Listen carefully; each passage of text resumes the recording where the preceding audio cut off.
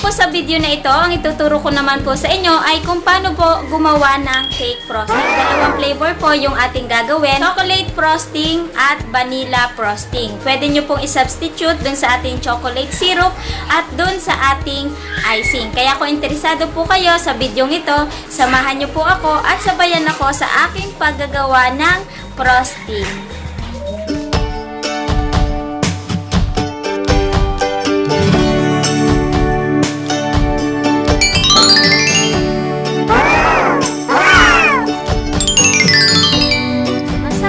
Sa ating vanilla frosting, gagamit po tayo ng 400 gram ng butter. Ang ginamit ko po ay dairy cream, buttermilk premium margarine. Pwede po kahit ano pong brand. Isang lata ng condensed, kahit anong brand din po, pwede po yon. Ito po ay pinalamig ko muna sa ating chiller. 150 gram ng vegetable shortening, pwede po kahit ano po. Lard po ang aking ginamit. 1 teaspoon ng vanilla flavor. At maglalagay po tayo ng gel color. Ipakita ko lang po sa inyo yung paglalagay natin ng color sa ating frosting. Para naman sa ating chocolate frosting, gagamit tayo ng 200 gram ng butter, 75 gram ng lard, kalahating lata ng condensed, 2 tablespoon ng cocoa powder, Bensdorp po yung aking ginamit. 1 teaspoon ng instant coffee. Nescafe po yung aking ginamit. Para pang-flavorful po sa ating chocolate frosting. Kaya umpisahan na po natin ang paggagawa ng frosting. Umpisahan na po natin ang paggagawa natin ng vanilla frosting. Mixer na po natin itong butter at inyo pong hahati-hatiin. Maglalay po ang kulay nito kapag na-mix nyo na po ng ayos. And dapat po ay mahina po muna ang ating mixer at saka nyo po siya ilalagay sa high speed para hindi po agad masira yung ating mixer. At pag lumalagay po sa tabi yung ating butter, itulak nyo lang po pagitna.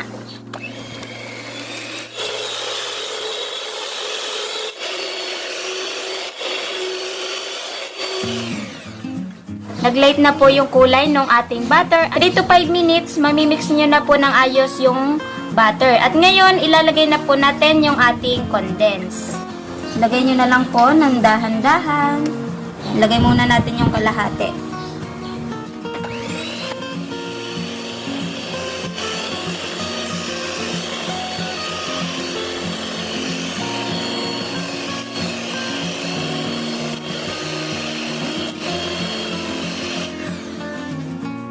Na-mix na po natin ng ayos yung ating condense at yung ating butter. Ilagay naman po natin yung ating lard. Hatiin lang po muna natin at yung kalahati ay maya-maya po natin ilagay. Ito pong ating lard or vegetable shortening. Ito po yung tumutulong para hindi po bumagsak yung ating frosting. Kahit po mainit ang panahon, ay hindi pa rin po magbabago yung texture po nung inyong frosting. Kaya mahalaga po yung ating vegetable shortening dito sa ating frosting.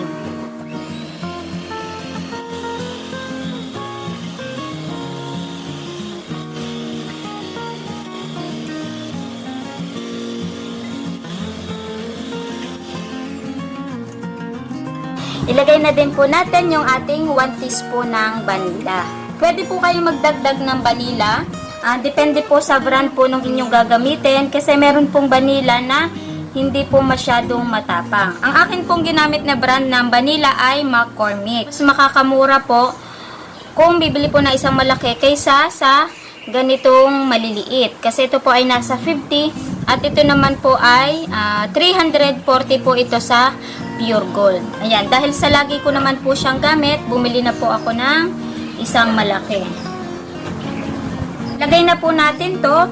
Pag alam nyo na pong silky at smooth na po yung texture nitong ating frosting, ay okay na po yun.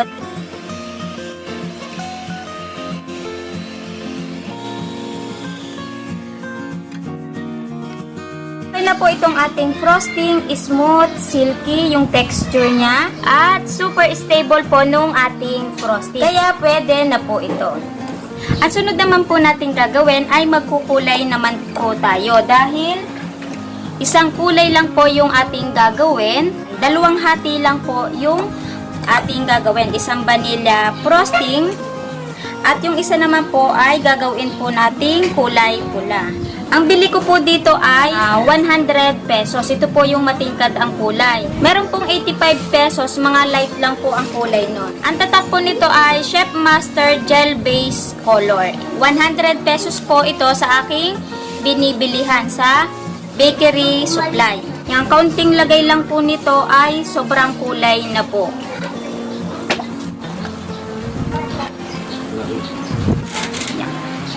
Kung gusto niyo pa po ng mas matingkad, pwede pa po kayong magdagdag. Ito po yung ating may kulay at ito po yung ating vanilla. Gawa na po natin to at ang gagawin naman po natin ay ang ating chocolate frosting.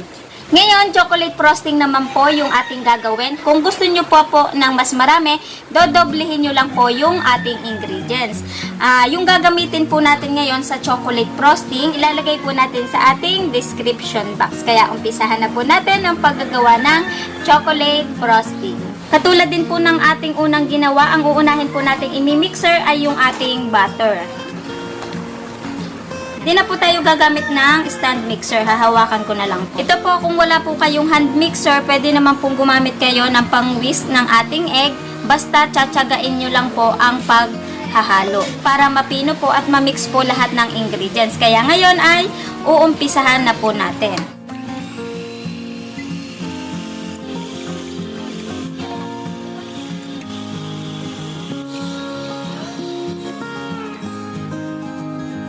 Ngayon, ilagay naman po natin ang kalahating lata ng condense.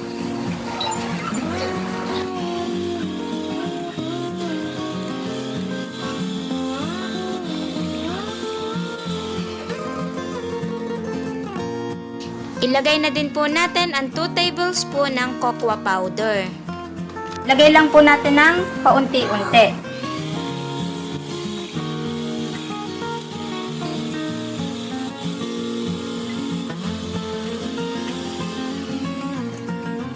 Ngayon, maglagay na po tayo ng 1 teaspoon ng ating instant coffee para ma-enhance po yung flavor ng ating chocolate frosting.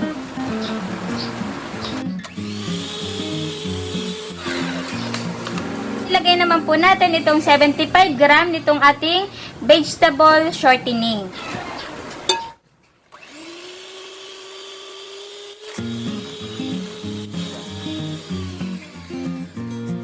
I-mix lang po natin to katulad nung kanina hanggang maging silky o smooth yung ating texture.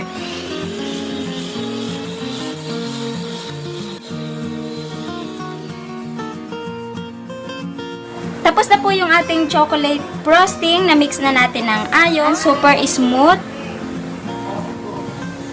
At super stable po nung ating chocolate frosting. Kung kayo po ay nakukulangan sa kulay dito, pwede po kayong magdagdag ng gel color na kulay brown. Mahirap pong bumili ng ating mga ingredients ngayon, kaya wala po tayong mailalagay na gel color ngayon. Ayun, tapos na po tayo sa ating frosting at titikman po natin yung ating ginawa. Itungo lang po natin para makita po ninyo. Yan. Okay. Yan. Ito po yung ating chocolate frosting, vanilla frosting, at yung ating pong vanilla frosting na nilagyan po natin ng kulay. Ngayon, tikman lang po natin itong ating frosting. Unahin po natin itong ating chocolate. Yan.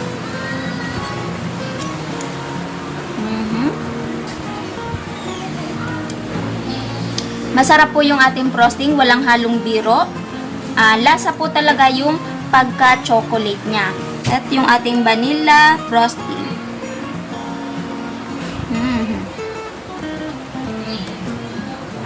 Masarap din po.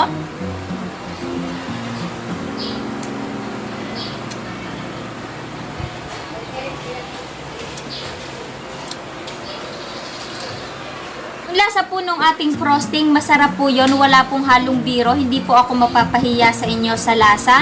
Sakto lang po yung tamis. Pero kung mahilig po kayo sa matamis, pwede po kayong magdagdag na confectioner sugar, powder sugar, o icing sugar. Pwede po kayong magdagdag.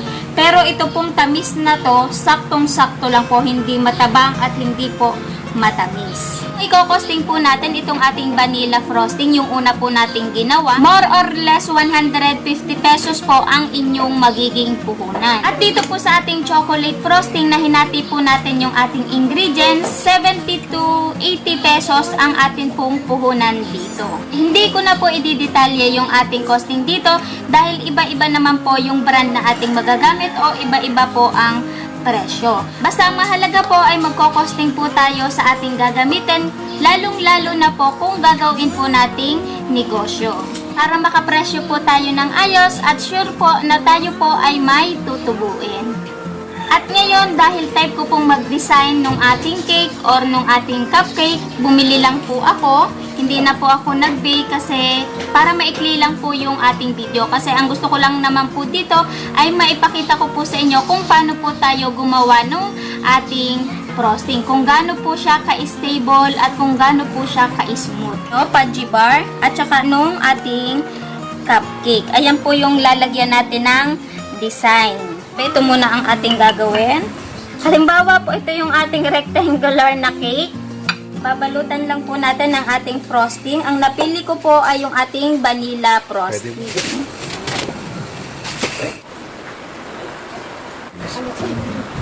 At maglalagay pa po tayo ng design. Gagamit po tayo ng 3 piping bag. Nakapaglagay na po tayo sa ating piping bag.